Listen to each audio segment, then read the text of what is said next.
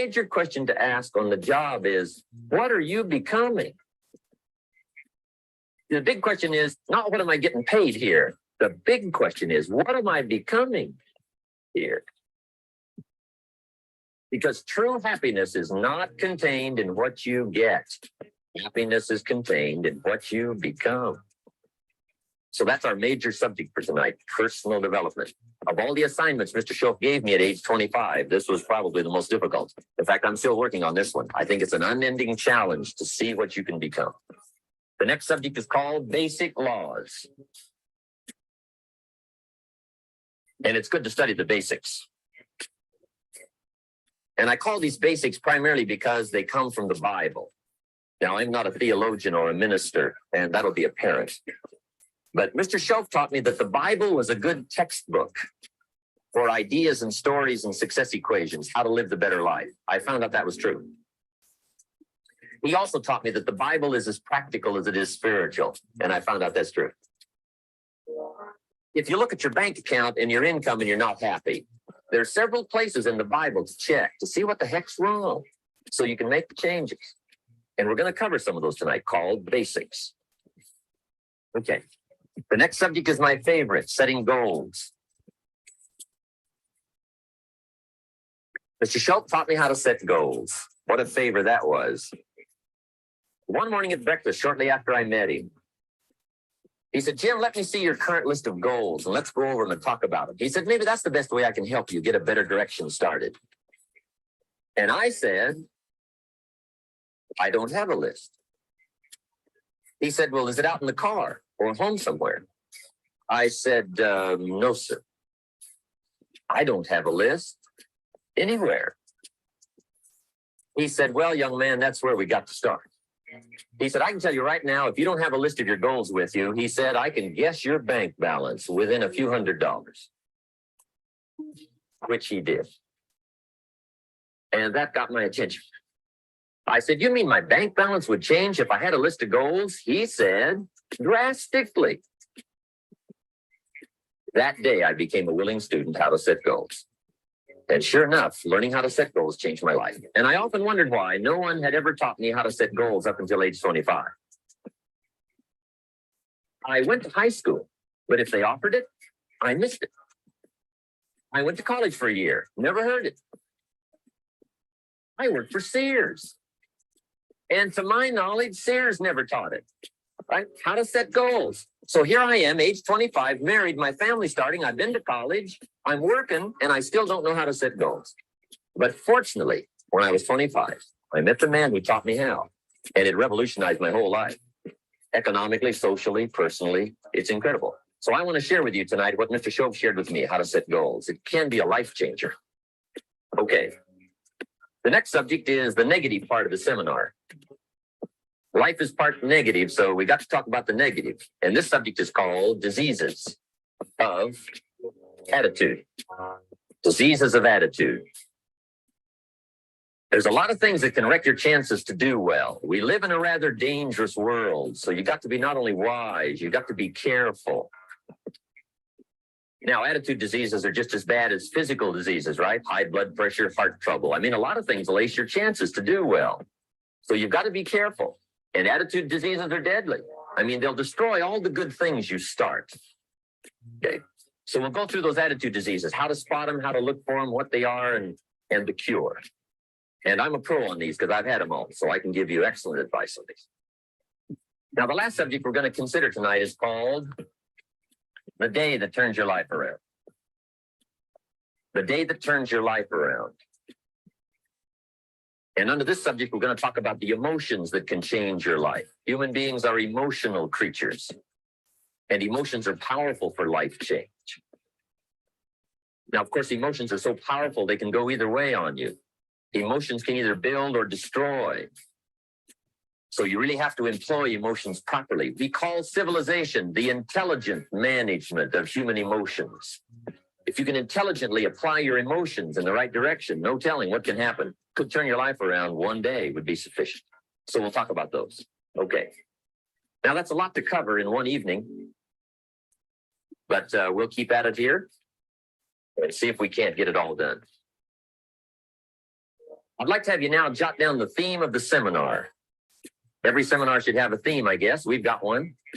It's on some of our literature if you happen to notice it, but if you didn't, for your notes, here it is. The theme of the seminar goes like this. The major key to your better future is you. That's the theme of our seminar tonight. The major key to your better future is you. And I'd like to have you underline two words just to give it some added punch. Underline the word major and the word you, so that it reads, the major key to your better future is you. Now, my first suggestion is transfer this to a card or something where you can put it up where you can see it every day. Preferably put it up where you can see it at the beginning of the day, before you go off to put the day together. This is a good phrase just to glance at, to keep in mind as you're putting the day together. It's called the silent seminar.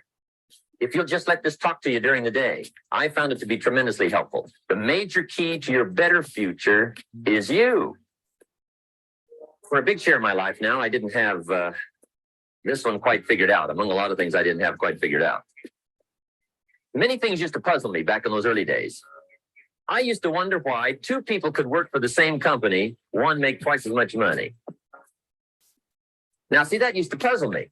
And maybe they were the same age, graduated from the same school, live in the same community, work for the same company, with the same products and the same services. They've got the same traffic, the same problems, and one makes $1,000 a month, the other one makes $2,000 a month. Now, that was my puzzling question. Why would this long list be the same and the money twice as much? I asked, what's the difference between $1,000 a month and $2,000 a month? And I don't mean $1,000 a month, right? I could figure that out. But what makes the difference? Why would one person do twice as well, 3 times as well? Speaking economically. Now, I know there's more than one way to do well. I understand that. But in this little narrow area called compensation, what's the difference? Well, back then, with my faulty thinking, I'm trying to reason it out. I thought, well, maybe time makes some of the difference, right? Some people do better because they have more time. I used to say, Harold ought to be able to do well. He's got a lot of time. What's going on, family? If you guys can hear me right now, just let me know. Drop some coffee in the chat box. I think something is going on with my screen, my video this morning. Give me 2 seconds as I figure this out. I'm here. Just give me 2 seconds as I figure it out. All right. I think I might be good now. We good? Can y'all see me clear? Are we coming in clear? All right, awesome, awesome. So I appreciate y'all. Welcome to Coffee and Crypto, episode number 116. This is another legendary episode. Just want to say, hope that you guys are feeling refreshed. You know, I think that the word for me today is refreshed. You know, feeling refreshed, feeling renewed. You know, feeling like we've reset. You know, I think that we talk a lot about resetting, and there's a major reset on the way, right? A financial reset, a spiritual reset, an emotional reset. Hopefully you guys are physically resetting your body, you know, by working out, by drinking water, by eating better, eating more properly, just finding out what foods work for your body. Those are things that me and my family have been talking about, and I'm starting to really wanting to get serious about. So guys, health, right? Health is so important. Like, it doesn't matter about any of this stuff that we're talking about on here if you're going to turn around and still be unhealthy, right? If you're going to turn around and not work out, if you're going to turn around and not increase your blood flow, if you're going to turn around and smoke cigarettes and tobacco. I mean, I know I smoke some from time to time I use backwoods, but I read something, all right, and I want to share it with you all. The person who it's been scientifically proven that a person can smoke cigarettes, they can smoke hookah, they can drink, but if that person works out every single day, and let's say there's another person that doesn't work out, right? Doesn't work out at all, and they don't do any of that stuff. They don't drink, they don't smoke, they don't do anything. Technically, the person who drinks and smokes, from my understanding, may live a little longer life, even because of the fact that they have that factor.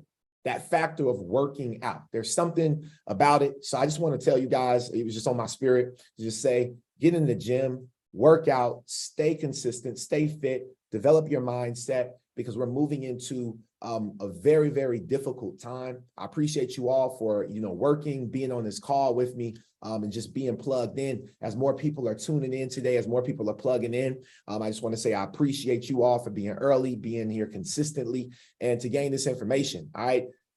So with that being said, let's dive into this bullish content. Today's call, we have quite a few things that we need to cover. One of those things being this Blackrock ETF. We follow certain things on this show very well, right? And we do it consistently. And we do it consistently. When we talked about the FTX saga, we followed that all the way and through until we couldn't follow it anymore, right? And so same exact thing is happening right now, where Blackrock and Larry Fink is now stepping in. You see other asset managers, wealth managers that are stepping in right now to put in their spot ETF. And BlackRock is one of those companies that's special, right? Out of all of the applications that they put in, and there's been hundreds of applications that BlackRock has put in for ETFs, for Bitcoin ETF, one of their major applications got denied. And so they've turned around, and now BlackRock is putting Coinbase, making Coinbase a part of this thing. And Coinbase is being sued by the SEC, which is crazy, right? So there's a lot that's unfolding right now. And I do believe that BlackRock will come out as a dominant force in the cryptocurrency space. And so we got to talk about it right now. This was a video that's been surfacing around the internet. It's 18 minutes long. It was an interview on Fox Business. We are not going to watch the entire 18 minutes. We'll probably watch, let's say about 8 minutes, about a half of, maybe about 8 to 10 minutes. And then we'll dive into the rest of the show. But today, this is one of the biggest things that's happening right now when it comes in crypto. Like honestly, for us, we know that this is important, but this is not the most important thing. But for people who are just now getting a part of crypto, retail investors who have not been in this space before prior 2020, 2021, this is the big news for those investors. And so I want to make sure that we spend the time because there's a lot of new people that's catching this show. And I want to just make sure that we spend the time to break down things that is more relatable to a person that's coming in as to why this is important. And for those people that have been invested into Bitcoin and Ethereum and other digital assets before BlackRock has filed the Bitcoin ETF, I want to say congratulations on already being in on Bitcoin. That's a huge, huge pivotal moment, because we got to realize and remember that crypto was one of the very first industries that was first readily available to retail investors. Okay. There hasn't been many asset classes out there that were readily available to the masses before the institutions got in, before institutional money came in. We had our money in before institutional money. So I just want you to drop some coffee in the chat box for yourself. What up, YouTube family? Shout out to you guys for tuning in. I definitely appreciate you all. Make sure you smash that subscribe button. Also smash the like button if you're tuned in, and even if you're catching this recording. But congratulations to those that were in crypto, we're in digital assets, we're in blockchain before this pivotal turning point that we're about to experience over these next couple of months, guys. This is the information. This is what's going to be in the news all the way through the rest of 2023. We have 6 months left in 2023, and this is going to be that news that the world is going to push the world into jumping into these assets and more institutions. So with that being said, Larry Fink, all right, in BlackRock. Watch this quick little interview on Fox Business. And then what we'll do after this is we will dive into more of this bullish content family. I appreciate each and every single one of you all. Let's get into it. So I told you at the top of the show, the S&P's 15% gain year to date. Nothing to sneeze at, but check out this comparison. Since the start of 2023, Bitcoin has pulled off an absolute moonshot. The crypto of record has soared 83%, with a good chunk of it coming since June 15th. That's when Blackrock, the world's largest asset manager, filed an application for a spot Bitcoin trust ETF. BlackRock's iShares joins a crowd of fund managers from ARK to Invesco, VanEck, Grayscale, all these other fund companies that have been desperate to do the same, but they've been turned away by the SEC's bouncers, namely Chief Bouncer Gary Gensler. BlackRock's first application, actually, it's already been kicked back. The SEC demanded it name a surveillance partner to spot things like fraud and manipulation. And late last week, BlackRock and NASDAQ refiled, naming Coinbase as the custodial surveillance partner of the spot Bitcoin trust. Now, this is important. All right. This is important because their application got denied. So now you have BlackRock, who's already partnered with Coinbase, right? So people that don't know that, they'll be like, oh, BlackRock partnered with Coinbase, but this has already been a thing. They've been supporting Coinbase, right? So, so with that being said, now they've made Coinbase the custody trust company. And we said it here before, and it's amazing that this is starting to come into fruition. Coinbase is not going to be a regular crypto exchange. It never was meant for that. Coinbase is about to be a trust company, a custody trust company. This is about to be a huge play for Wall Street. Pay attention. The crypto world pinning its hopes on BlackRock, which has a track record regulators say they find too good to reject. At least that's what people think. BlackRock's 576 ETF applications, 575 have been accepted, and just one has been rejected. I know you're all asking which one. I'll tell you later. It was in 2014. As the entire crypto sector waits and watches, joining us now in a Fox Business exclusive is BlackRock's chairman and CEO, Larry Fink, along with Charlie Gasparino. Great to have you, Larry. Liz, Charlie, it's good to be here on a summer day. Yeah, and we're cool in here. We are. Larry, I know that per SEC regulations, you cannot get into specifics. But as you look at all of your track records when it comes to iShares and approvals, how do these things work out? How long does it take? And what do you think odds are of any of your ETFs that you float getting accepted? Well, we try to do what's right for the long-term investor, and I think we have a good track record working with our regulators and trying to making sure we're thinking about all the issues around any filing. And so I can't get into the specifics of this filing, but I think the chart speaks quite well. We work really closely with our regulators, and we want to hear from the regulators what are their issues and how can we fix those issues around that. So we hope that, like in the past, we could be working with our regulators and get the filing approved one day. And I have no idea what that one day will be, but and so we'll see how that all plays out. Specifically on Bitcoin, as I've said in the past, we're a believer in digitization of products. ETFs was a big revolution from the mutual fund industry, and it's really taking over the mutual fund industry. And we do believe that if we can create more tokenization of assets and securities, and that's what Bitcoin is, it could revolutionize again finance. And so we look at this as an opportunity to move one step further in terms of providing investors fractions of shares, fractions of this, democratizing the cost of investing. Over the last 10 years, we've lowered the cost of iShares ETFs by 30%. So what we're trying to do is make it more accessible, more easy. The attempt in terms of what we're trying to do with crypto is make it more democratized with all of crypto and make.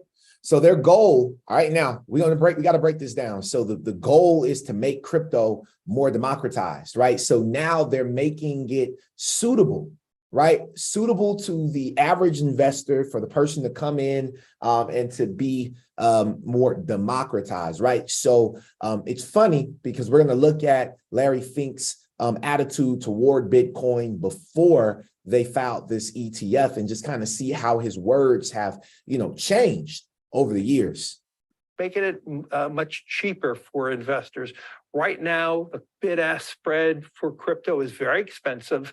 It does erode a lot of the returns that you speak about because it costs a lot of money right now to transact Bitcoin, and it costs a lot of money to get out of that. And So one thing it sounds like to me, it sounds like he's just now really diving into the rabbit hole. We've been in the rabbit hole for 116 episodes, right? A long time. Larry Fink should have been on this show, right? We've been plugged in for a very, very long time. And we know that, you know, with these words that he used, he said, crypto is slow, right? He said, that was what he said. He said, crypto is slow. And so understanding that, he's talking about only Bitcoin. Remember that, okay? He's not talking about XRP. And so we hope our regulators look at these filings as a way to democratize crypto, and we'll see in the future how that plays out. You were never a crypto skeptic like Buffett. I mean, Buffett and Charlie Munger come out and Yeah, he was. they say all this bad stuff about it, but you were kind of skeptical. Yeah, I was weren't you? skeptical because the early users it was heavily used for, let's say, illicit activities. And I think as it became more accessible, and also I do believe the role of crypto is, it's digitizing gold in many ways. Wow. Instead of investing in gold as a hedge against inflation, a hedge against the onerous problems of any one country, or the devaluation of your currency, whatever country you're in. Let's be clear, Bitcoin is an international asset. It's not based on any one currency.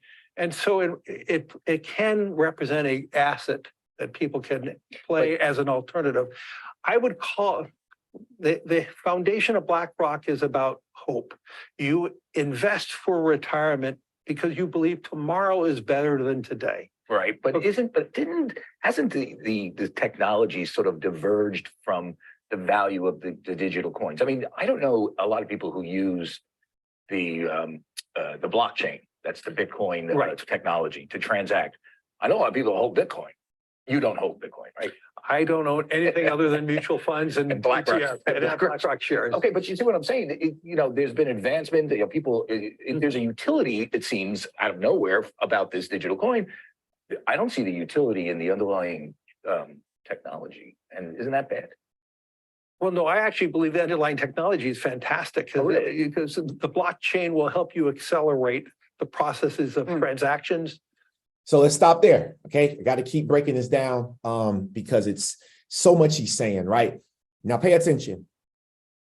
Larry Fink is he's not just the CEO, he's the founder of BlackRock, right? So he's not just the CEO, he's the founder.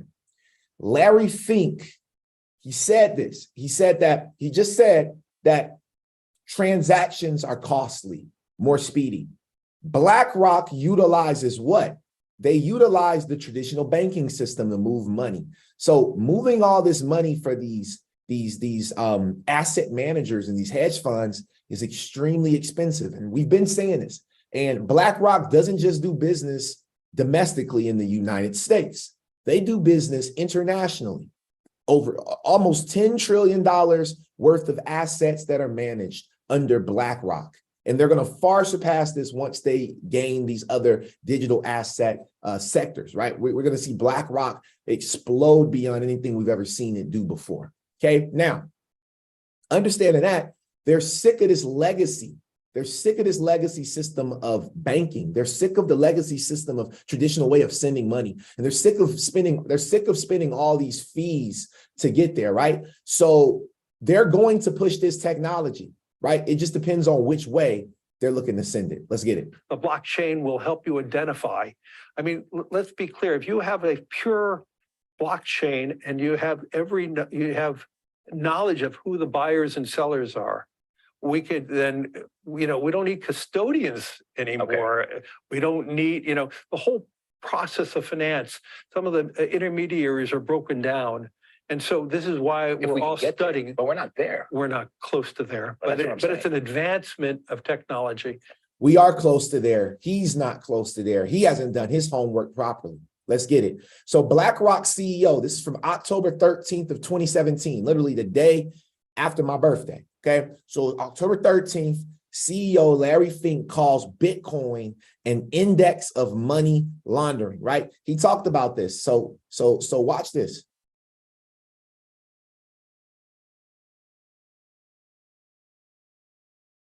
Oh, well, I guess the video is giving me some errors. So if it does, it's all good. I'm gonna try to play it one more time, see if it plays.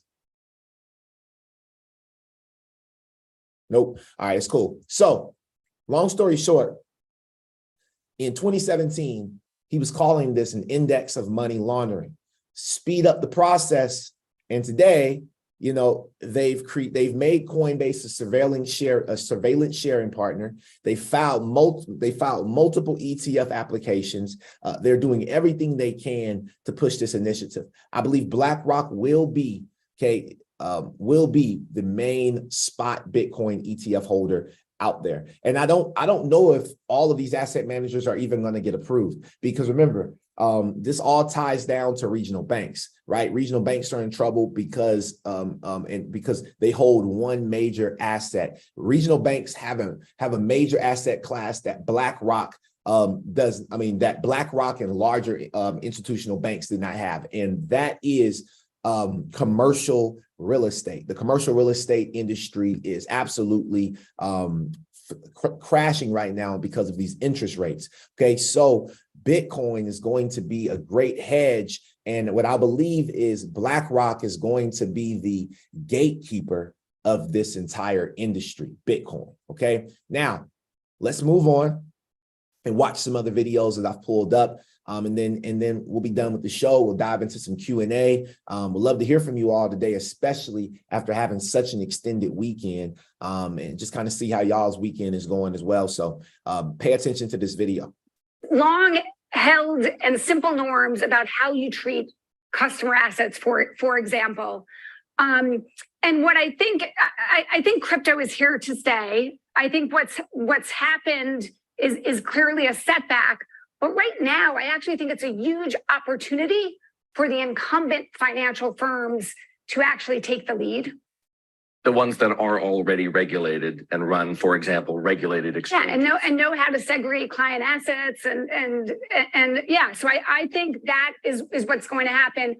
On kind of Wouldn't that be ironic, though, given the disruption that crypto promised? Yeah, there is some irony to it, and I'm sure, yeah. It is ironic, but I think that is going to be the evolution. According to Dawn, this SEC assault is a huge opportunity for the incumbents. When she says incumbent, she means the big banks. Notice that she gives Gary Gensler's argument almost verbatim. Exchanges are commingling funds and there's a need to segregate client assets. Well, the legacy banks, the incumbents, are already equipped to handle such tasks. There's a reason Gensler did a 180 from teaching blockchain at MIT to parroting the incumbents. This downturn in crypto is for them to make their move, to cause destruction and swoop in. They control the SEC. She laughs at the idea of an ironic outcome. They love inversions. Down with the banks, the freedom of decentralization is now going to merge with the centralized powers that be. Okay, so why is this important? That was Miss Dawn Fitzpatrick, who is the CEO and Chief Investment Officer of the Soros Investment Fund. Okay, if you guys don't know who Soros is, George Soros, okay, it's $6.7 billion real-time net worth. Okay, this guy, you can either look at him as the most evil man alive, okay, or maybe he's just the biggest philanthropist. I don't know, but there's a lot of things that people have to say. And I would tell y'all, keep it out the comments. It don't matter. Right? It doesn't matter about how you feel about it. Okay. That's not what the show is about. Don't get in your feelings. Okay. George Soros is celebrated hedge fund tycoon who managed client money in New York from 1969 to 2011. In 1992, Soros shorted the British pound and reportedly made a profit of $1 billion. He became known as the man who broke the Bank of England. Okay, this guy should never have been able to do that. But you know why? Because regulation, well, they were not regulating the way that they regulate now. Soros shifted $18 billion from his family office to his Open Societies Foundation as of 2018. So he funded his own society, $18 billion. Okay, understand this. Okay, understand this. We're dealing with something larger, right? This is the Soros fund management. So we're talking about Blackrock, but then you also have a large fund management company like Soros, right? So one of their major, and this was kind of crazy because I went on their website and they only have one thing. They have one focus, right? Follow one course until successful. Their focus is this: the impact and climate action strategy. Our mission-driven clients challenge us to better invest, to be better investors in the pursuit of financial returns and impact. Okay. We will achieve a net zero emissions portfolio by reducing the carbon intensity, right? 25% by 2025, 60% by 2030. Who does George Soros align with? Someone drop it. It's three letters. Who does George Soros actually align with within this message right here? Who wants to win? Who wants to win something today? Okay, there we go. The World Economic Forum. The World Economic Forum. And something that we will be introducing here very soon on the show is for y'all lazy people, you're going to miss out on a lot of money. I told y'all to start picking up the phone and getting used to dropping stuff because we got sponsors that's coming right now. We're actually going to be sponsoring crypto. I'm going to be awarding people free crypto. And I'm not going to say what crypto it is, but just know it's for the culture. If you start to engage, this crypto will be given to people who engage on the show, live on Zoom, live on YouTube, who joins our community, who really gets plugged in, who's really engaged, right? And so we're going to be giving out free coins. We're going to be incentivizing this show very soon. So what I would recommend is you guys get used to really plugging in to really plugging in to the energy. Life is energy and energy is life. The reason why these guys are billionaires is because because I'm gonna be real with y'all, they give the most energy to the world. Billionaires, there's no billionaire that does not provide energy, right? There's no billionaire that does not provide value. You get paid on the value you bring to the marketplace. If you bring $1 billion worth of value, best believe you'll be a billionaire, right? If you bring $0 worth of value to the marketplace, best believe you'll be a zeronaire. Okay, I don't even know if that's a thing, but that's just what it is. So back to the show. Okay, just want to kind of give y'all an update to get more engagement, okay, through the comments. However, this is very big. Back in February 14 of 2023, on Valentine's Day, billionaire George Soros funds started to dive deeper into crypto bets. The fund purchased and added positions of Marathon Digital, MicroStrategy, and Silvergate, according to the SEC filings. So these have been the guys that's kind of been in the background, these billionaires who, listen, they've been very low key. I actually just met with a guy, and I'm gonna be honest with y'all, I just met with a guy who's a multi-millionaire in this space of Bitcoin. He sat me down, there's some projects that's going on, and he's been sitting at tables like this, right? He's been literally sitting at tables with some of these large hedge funds and getting some things that's moving. I just met with him yesterday here in Atlanta to talk some big business. And when I tell you guys that these billionaires, some of the names he dropped, some of the things that I've had to, kind of sign NDAs, it's crazy, y'all. I can't even share, but I can't wait till I can really share this information with y'all. But it's to know who's really involved in this. And I understand what Dan Pena said now. If you knew who was behind Bitcoin, you wouldn't even want to own it. If you knew who was behind Bitcoin, you wouldn't even want to own it. Straight up. Let's keep moving. Fed now is launching. Okay. As we know, Fed now is launching. We're days away from Fed now launching. However, U.S. banks are starting to transact on instant payment network ahead of the July launch. Now, something I want to ask you guys, and this is just a thought process, right? I was in bed last night. I was thinking about this show, I was thinking about some of the things, and I had this question. My question is this. When it comes to, okay, so we've been covering ISO 20022 as a community for years now, right? And we know that all of these regional banks are starting to crash. And we know that ISO 20022 goes live by 2025. Pay attention. If the smaller regional banks crash, right? If they crash and the too big to fail banks are the banks that actually start, or the banks that are still around, do you guys believe that the reason why these smaller banks may crash is because they may not be able to connect to ISO 20022 for messaging standards around the world, right? Yeah, he said when they crash, they already crashed, huh? I guess you're saying they already crashed. Okay, cool. But either way though, when they crash, or if they've crashed, regardless, right? But when it happens, when it officially comes out and these too big to fail banks are the only banks that are around, my question to you all is, do you think it's because of liquidity only? Or do you think because by 2025, some of these banks may not be able to actually connect to ISO 20022? I've just kind of been thinking about that. I'm like, what if they can't even connect to this messaging standard? Because remember, they said that for any bank that's not able to connect to the ISO 20022 messaging standard, they won't even be around anymore. Right? They won't even be around anymore. They'll be outdated systems. So, and then I was reading something on Twitter, I was reading something on Twitter. I don't know where the source came from, but they were also talking about how a lot of banks are having problems with connecting to FedNow, and a lot of banks are having problems with connecting to ISO 20022. But it wasn't none of the too big to fail banks. It was the smaller regional banks all around the world. That was kind of scary to me, to know that Citibank, JP Morgan, Wells Fargo, BNY Mellon, these banks are already connected. They're already connected to ISO 20022. So the banks that actually matter, they're already connected. That's why they'll be using FedNow. That's why they'll be partnered with Volante. That's why they'll have these partnerships, because the smaller banks, they don't have the capabilities to even go and connect.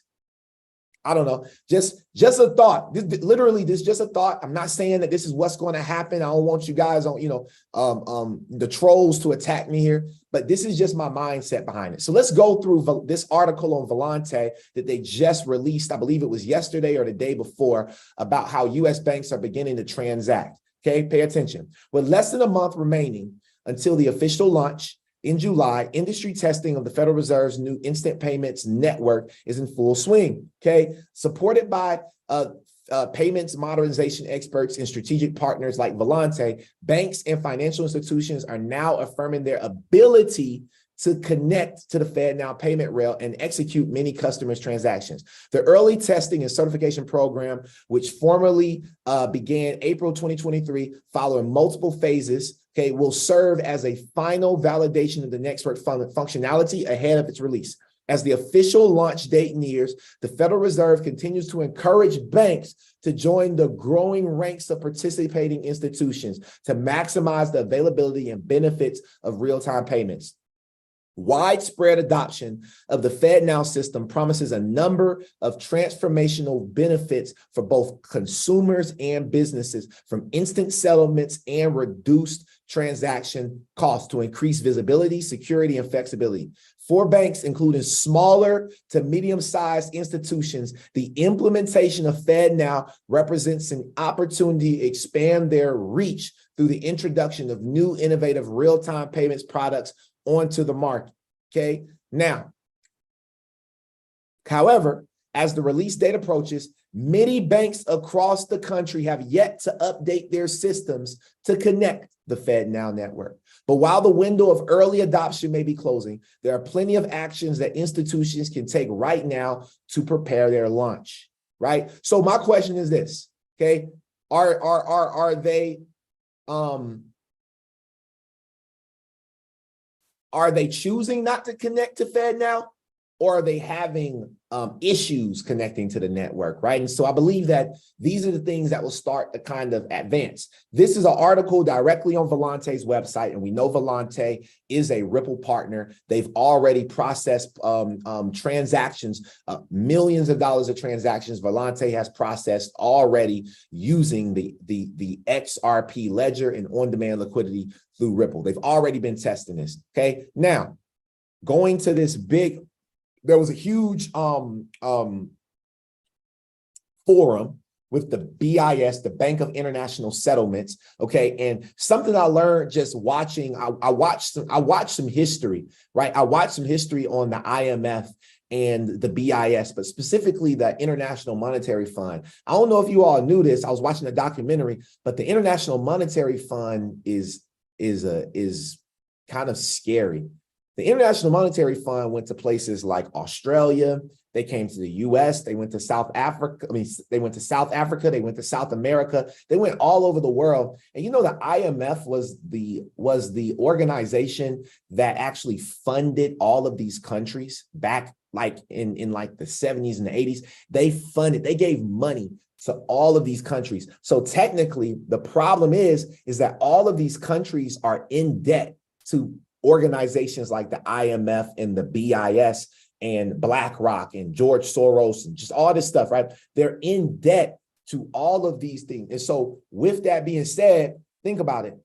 The person that's in debt, if you were $10 billion in debt right now, you would have to listen to your debtor, right? You have to listen to your debtor or your debtor will come after you. So if the world is in debt to the IMF and the BIS and the World Bank. And the World Bank, if you guys don't know the history of the World Bank was created when the IMF was created. Both of them were created at the same time. The IMF was created to fund the world. The World Bank was created to fund countries after the war happened. Right, so you had, I believe it was it World War II? But or it was, I believe it was World War II. But after one of these wars, the IMF and the BIS and the World Bank were all created at the same time to be able to help these countries out of this devastation, out of this tragedy. It was World War II. Okay, so pay attention. This is from Martin Maloney's mouth. This next 5 minutes. We've promised to give global recommendations around how crypto should be regulated around the securities market by the end of 2023. Join this session on this extremely important topic that has taken a lot of our time recently. And coming over here, I was trying to think how best to explain our changing attitude to crypto over the years. And if you think of crypto as having developed in a set of phases or cycles. So if you look back at the beginning, back famously in 2008, 2009, it was set up. Okay, then you had a first, as I see it, this is my own sort of informal history, a first sort of wave or boom around the time Litecoin was established in 2011. They built up a few assets. Then you had another sort of crypto period in 2013, 2015. At the time Ethereum was founded, but also at the time that people discovered that crypto was very good for sanctions busting and very good for money laundering. That was a period that sort of drew to a lot of people's attention. But at that point, it wasn't particularly impacting, frankly, on securities markets. But the next wave of crypto, which happened at the time of the ICO craze around 2017, 2018, the initial coin offering phase, that brought them into close relationship with securities markets. At that time, in effect, crypto was used to establish a sort of shadow primary market for venture capital, if you give it a maybe too pompous a title for what was going on. But it drew our attention very quickly. We became extremely concerned about it at that time. And we, at that time, set up networks of our members to exchange information to see how to deal with it, and provided a toolkit to our members so they could try to challenge what was going on at that time. Now, in truth, I would say our efforts were of limited success in that period. While a lot of those initial coin offerings had an ostensible narrative of we're launching such and such to do this or that. None of that was really true. They were actually really pyramid schemes, and pyramid schemes have a shelf life. And the ICO craze died out, frankly, not because anything we were able to do as regulators, but because pyramid schemes have a shelf life and they die out after a period of time. So the ICO craze ended, but it did impact a number of our members in a number of jurisdictions, because at that time you first saw jurisdictions starting to develop regulatory frameworks. And a lot of the regulatory frameworks you saw emerging then were focused on primary markets and were focused on the vocabulary that emerged at the time of the ICO network, which was all talking about security tokens and payment tokens and utility tokens and so on. So you will see that still in the legislation of some jurisdictions that took initiatives at that time to try to deal with crypto. But after that died, crypto, it seems to me, and it seems to us, I think, in ASCA, moved into a new phase. And that new phase was somewhat more complicated and somewhat different. And the key features were centralized international crypto trading platforms, stablecoin arrangements, and the beginning of DeFi. And frankly, it was much more complicated and much closer to securities markets in terms of what they were doing and have been doing, because arguably we're still in that phase or coming to the end of that phase at the moment. So we went through a period of assessment. We produced a number of reports. We produced a report in 2020 on crypto platforms. We produced a report on retail investors, and we produced a report on stablecoin. And then we went on to produce a report, which frankly took some time to do because it is complicated what's happening in this space. We did a report on DeFi. And So we've covered all of these reports on this show. All right, every single, so you can go back, all episodes, you could literally follow this as a class from number 1 all the way to today's episode 116. Understand something, we've covered all of these documents, and each one of these documents, I can go back and I can prove it to you. Ripple was named in most of these documents. The XRP, distributed ledger technology, they talked about quant in their last document with the BIS. There's certain cryptocurrencies that are going to be around. A lot of people ask, especially me, what do you think about price? When is XRP's price going to take off? When is the price of HBAR going to take off? When is the price of quant going to take off? And I told a person this weekend, maybe it was rude. Y'all let me know if it was rude. I told him just get out. I said, just sell all your crypto. I said, because you're asking the wrong question to the wrong person. I'm not Miss Cleo, Mr. Cleo. I can't predict the future, and I don't try to predict the future, right? But what I do is I just follow the past, right? All we can do is follow the past. The past doesn't tell us when this is going to take off, right? I literally told him to sell everything. I said, sell everything and go and invest in something else, because you're focused on the wrong thing. You're focused on when you're going to get rich. You're focused on that. That doesn't matter, right? Like, I'm going to be real with y'all. Quite frank, I'm not trying to get rich from crypto. Like, that's not my point. My purpose of this, investing in this, maybe we just different, right? Maybe me and you, we're different. But for me, I'm not trying to get rich from crypto today. That's later. I'm not even thinking about crypto anymore. I'm thinking about blockchain technology. I'm thinking about how I can take this 5 and 6 years of studying these 116 episodes, and how I can literally add value into other people who have billions and millions of dollars who have not studied this like me, and being able to bring value where now they'll pay me hundreds of thousands to millions of dollars a year or an hour or a minute to sit and help them with an issue that they have. That is it. Understand something. Who got rich during the gold mining era? Who got rich during that era? It was not the people who actually owned the gold. It was the people who sold the picks and the shovels. It was the people who sold the education as to where gold was for you to actually go and dig it up. Same thing for diamonds. It's the people who sell the equipment. I'm here to equip y'all. That's how I know I'm wealthy. That's how I know it's already done. It's because I'm here to equip you. I'm selling the education. I'm selling the equipment to equip you so that you can go out there and build your wealth. Now that I know how to sell the equipment, once these deals go through that we're focused on right now, the next thing is to teach you to do what it is I do, which is turning your skill set, all of this studying you've done, turning this into a multi-million, billion-dollar educational empire. That is my purpose. That's what I'm going to show you all how to do. And each and every single one of you all will not be a part of that program when we launch it. But I will teach people how to become digital asset strategists. Someone asked me, what do you do, Vincent, exactly? What are you? You crypto coach, this, that? And I went through so many titles.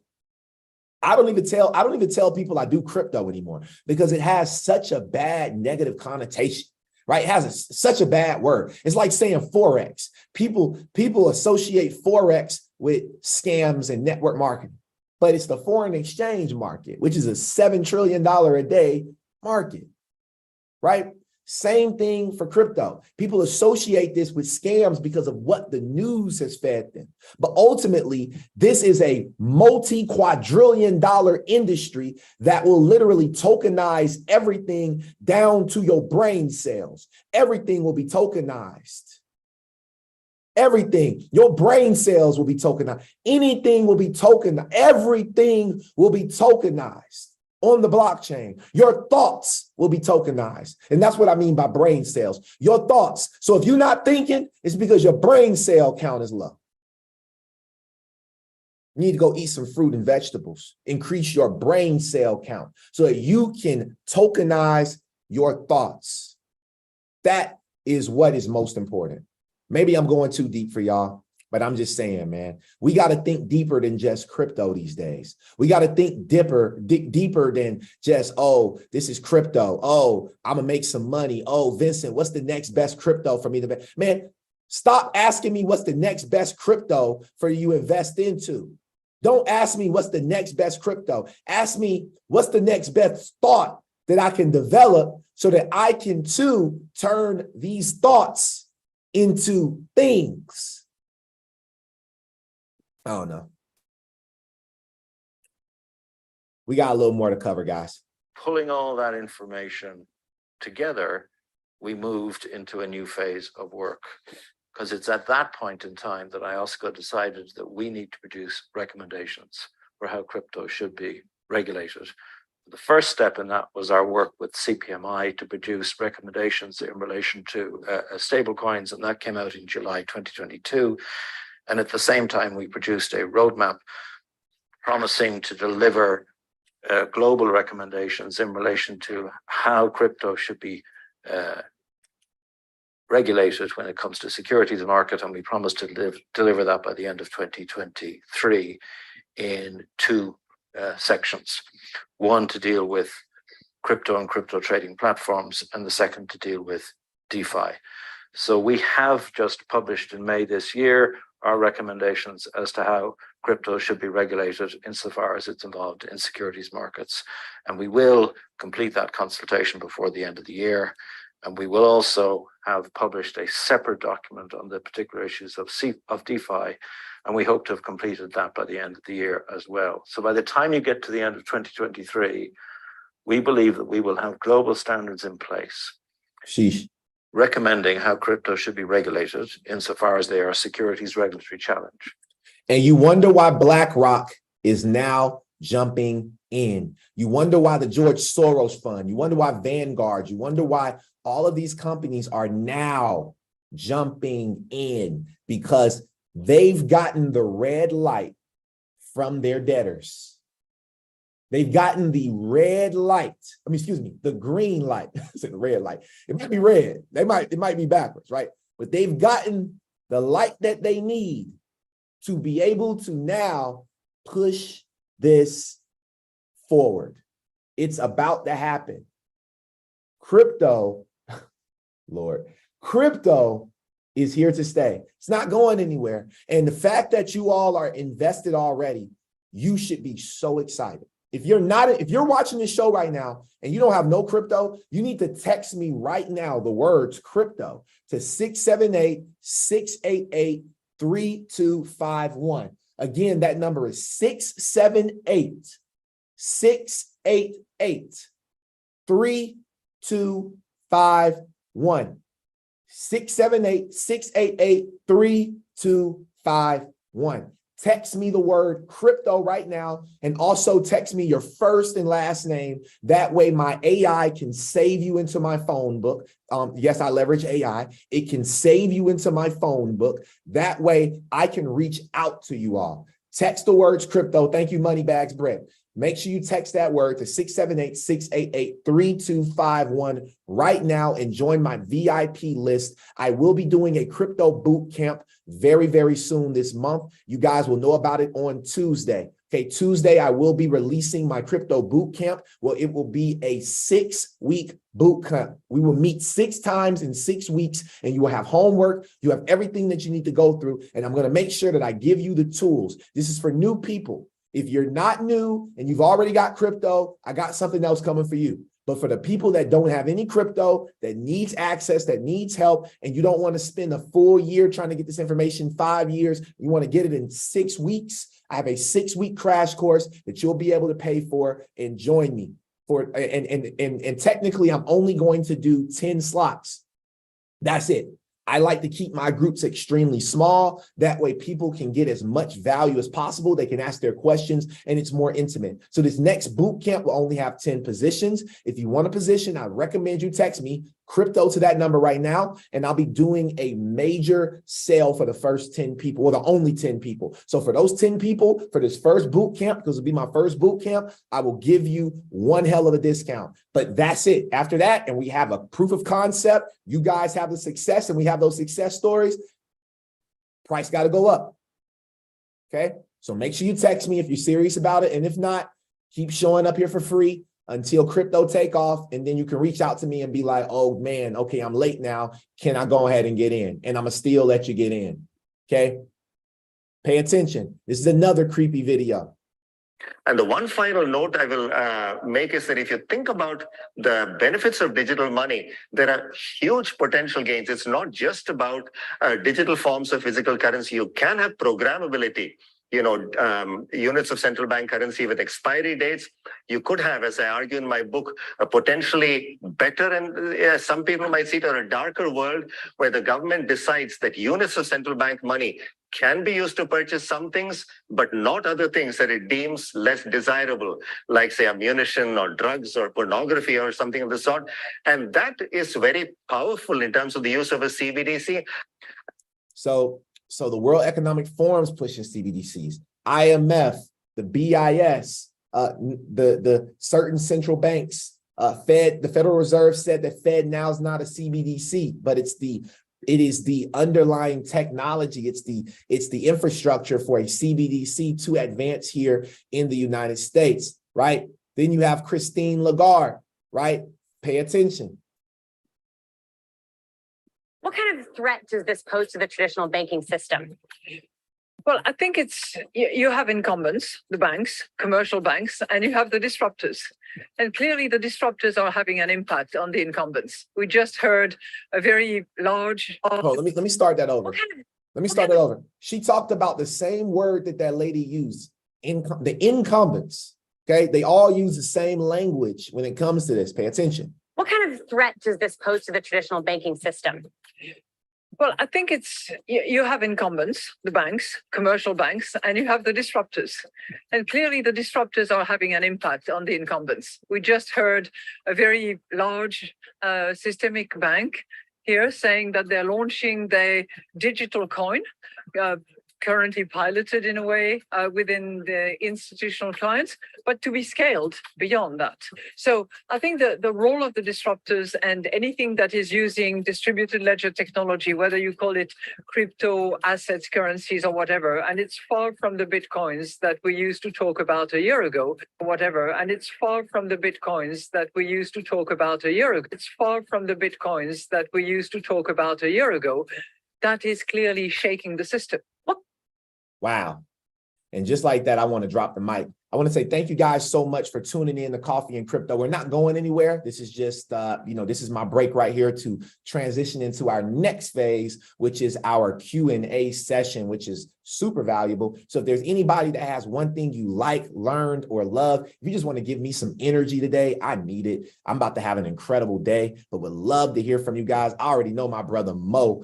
I saw Mo. I already knew what time it was. So I'm going to go ahead and bring up my brother Mo. And make sure you guys text me at 678-688-3251. If you have not subscribed to my YouTube channel, it is Coffee and Crypto Podcast. You got to make sure you put podcast because you'll run into other coffee and cryptos out there. And we finna take care of that. This is the greatest morning show in the world. And I truly believe that we have the greatest audience, the greatest members ever. I'm so appreciative of you all. I'm so grateful to have you all in my life.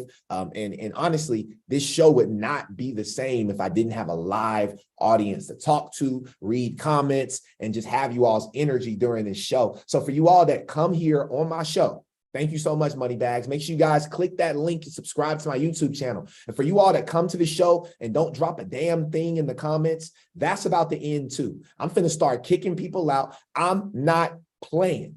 I want a certain energy on my Zoom. And if you don't bring that energy, go to the YouTube channel and sit quietly. If you're going to be here live with me on Zoom, I need your energy. Or don't come. Don't even show up on the Zoom. Just go to YouTube. Just go to the YouTube. I gotta be real with y'all. I'm not in a position to keep it fake. I'm keeping it a buck with y'all, 1,000%. Do not come to the Zoom if you're not going to share energy, because if you do not share energy, and I see it, I'm about to get moderators. I'm going to get people that don't see. I'm going to start hiring people on to watch the channel. If you do not bring energy, they will boot you. Thank you so much. With that being said, Mo, the floor is on you, brother. Hopefully I ain't being too harsh today, but I just got to keep it a buck. Me and Hearts, man. This information been on our ass for too goddamn long. If you want something, you gonna goddamn get it. You gonna make your will, you gonna make your way, and you have the willpower to get where you're going. I took up a second job just because I wanted to be ahead of the motherfucking curve, just to be ahead of the game, just to be ahead, so I can say I sacrificed this shit for my people to get where I need to be, to get where I'm going, and we're gonna do this shit. It's our time. If you want it, go motherfucking get it. Let's go. I love y'all. Have a blessed day. Let's go. Hey, look, when it's that type of energy, I don't mind, man. Come on here and just express yourself. Look, and if y'all too sanctified to listen to some curse words, man, look, this ain't the show for you, because you're going to get some curse words. All right. Hopefully, look, your kids, and if your kids around, they already hearing curse words at school. If they in public school, they already seeing stuff that, you know what I mean? So I'm just telling y'all right now, this is the energy that we need. I love y'all so much. Thank you, Mo. I appreciate that, bro. That's what I needed. He fired me up. I'm about to go crazy today now. Craw Billy, I'll make you a moderator, Money Bags, for show. I guess that's why you call that's the second segment of the show. This the uncut version right here, Craw Billy. This is not the YouTube version of that show. Yeah, I got to go back on YouTube before they kick me out. I'm gonna tell you the truth. I have spent more time trying to learn how to watch, pay attention, take notes, and then text. I don't understand how people can watch the thing and text and then not miss a beat. There must be something I'm missing that I can't do. But by the time I text something, I done missed something. Yeah. So a lot of times I just sit back. Some of them make you text for that algorithm or whatever. But anyway, I got a train coming. I just gonna say hello and thanks for the information. Some more good stuff to watch and listen to. Yes, sir. Always. Thank you so much, Craw Billy. I appreciate you, man. Let's catch up on the phone. Hey, matter of fact, I'm catching up with everybody over the next week. So I'm gonna start calling people randomly just to see how y'all doing, man. We in the last 6 months of this year. We're literally in the last 6 months of this year. And the question that arises is, what are you going to do with your last 6 months of this year? Are you going to attack this last 6 months of this year like it's your last 6 months of your life? Right? Let's just consider this being the last six. And I don't want to, you know what? Words are powerful, but sometimes you just got to really think about it. This is not the last 6 months of the year. This is the last 6 months of your life. If this was the last 6 months of your life, how would you operate? That's the real question. How would you operate? Would you operate the same way you're operating right now? Fearful, doubtful, scared to spend money on investments, scared to spend money on education, keep on, like there's certain people out here where I've reached out to you multiple times. I'm like, look, buy a copy of my book, do this, join the program, get in the Discord, get a one-on-one session. And it's the same thing every time. I don't got the money. I don't have this. I don't have that. You're manifesting that into your life. Stop saying, right? Stop saying, I don't have the money, and go find the money. Money is everywhere. It comes to us abundantly. Go find it and get yourself some education. Hire yourself a coach. It does not have to be me. You can go hire the crypto nerds. I highly recommend them as well. You can go hire Crypto Nair University with my brother, Millionaire McCoy. I know he knows what he's talking about. Maybe you don't like me. That's okay. Okay, I'm not here to be liked by everybody, but I do want you to know something. Go find the money and go get yourself some education. Text me right now at 678-688-3251. Make sure you text me your first and last name and the words crypto, and I will be doing a boot camp for the starting, I believe it'll be the last week of July, and we'll go for 6 weeks. We'll meet once a week. We'll have homework assignments, and I'm going to literally take y'all from the beginning all the way to the end, from A to pay, so that you can be profitable and you can be a little dangerous. You do not need to know everything about crypto. You do not need to know everything about blockchain, but you need to know enough so that you can be dangerous and you can win in these times. Guys, I want to say thank you so much. If there's nobody else, is there anybody else that has anything that you like, learned, or love today? Is there anybody that would like to, come up and raise your hands? Make sure do not text me at my regular number. Listen. 678-688-3251. Send the text message to that number. If you text me at my regular number, I'm gonna ignore it. That's not the follow directions. Sorry, I just got mad. And I love you, sis. I appreciate you. I ain't gonna ignore you. But somebody else was gonna do it. Text me at 678-688-3251 right now. Okay, make sure you do that. Moneybags Brit, what up? Yo, I just want to say thank you. Yo. So I just want to say thank you. Like, honestly, Vince, you always keep me up to date and what's happening. And like, I just want to show some gratitude, show some love, share some love and light, because like, I understand like being involved in the chat and like being active while trying to receive information can be difficult. But you guys, it really isn't. If you drop 2 little fucking emojis of coffee cups, it's like 2 seconds, like I promise you're not missing nothing. As long as you keep your ears open, you stay in focus, like retaining information, you can be active like it. And when you are, I notice that when I'm active in the chat, I'm noticing that I'm actually focused more on the information, because now I'm getting engaged with the information. You know what I mean? I'm not just sitting by listening, because for me, I can't just listen to a whole bunch of information and retain it. I got to be active with it. I got to talk about it. I got to say something about it, because then I'm going to remember, oh shit, I remember when Vince told me that, and that shit got me hyped up. I remember I dropped the coffee cups at that point, because that shit was some tea right there. He just gave us the tea. You know what I mean? So I appreciate you, Vince. I appreciate Coffee and Crypto Podcast. I'm getting on every Thursday. No matter what time I go to sleep, I went to sleep 2 hours ago, and I'm up in here listening. So let's go. As you should, Moneybag.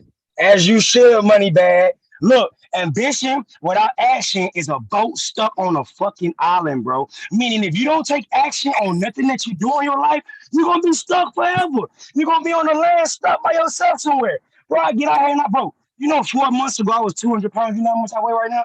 155. Discipline, dedication, ambition, action. Come on, y'all. Stop playing with yourself, bro. Let's Stop playing go. with yourself, bro. Let's Stop go. playing. My I'm boy still Skip. like, bro, I get off of work, Go. bro. When I get off the day, you know where I'm going? To the gym. Let's go. Sheesh. To Let's the go. Let's gym. Let's do it. To the gym. Let's do it. Come on, y'all. Let's Stop playing with yourself, man. go. It's Hey, all drop some love and coffees in the dedication out here, chat right bro. now if y'all on fire. Drop some Man, let's coffees do in it. the chat. Let's do it. Let's go. That's Where what we y'all here energy for. at? Drop my coffee real quick. I gotta drop my Man, coffee. what? Yo, Nothing but steam. You feel me? Drop mine. I ran out of creamer, bro. I'm drinking tea and honey, but we in it. Sheesh. I'm telling you. Sheesh. I But appreciate no, man, y'all. stay dedicated to yourself, man. Stay dedicated to y'all word, y'all bloodline, y'all peace, y'all positivity, to the information that Vince always bring y'all every day. The best speaker in the world, bro. Like, he don't even bring it every Tuesdays and Thursdays. He bring it every day if y'all really pay attention, bro. He push it in y'all faces, bro. Like, y'all wake up, it's in y'all face. Stop playing, bro. Everything is here for a reason. You a part of this for a reason. Don't take it for granted, bro. The Most High trying to bless y'all, bro. And if y'all walk away from a blessing, the Most High give you, how else can he bless you, bro? Real for real. I love y'all. Y'all have a blessing, bro. Vince, I love you, bro. Drop Top Twins. You know we forever. This is life right here. And let's go. That's it. Let's do it. Get it. Have a blessed Let's get it. Hey, much love, family. So with that being said, this was episode number 116 of Coffee and Crypto Podcast, as we're on our way to 1,000 episodes. And then after that, as we're on our way to 1,000,000 episodes, I truly believe, like I said, guys, I'm doing this for the rest of my life. And hopefully you too will do the same thing. Thank you so much. And I will see you all at the beaches and the banks of the world, and also at the top, not just from the top, because the bottom is getting way too crowded. Y'all have an amazing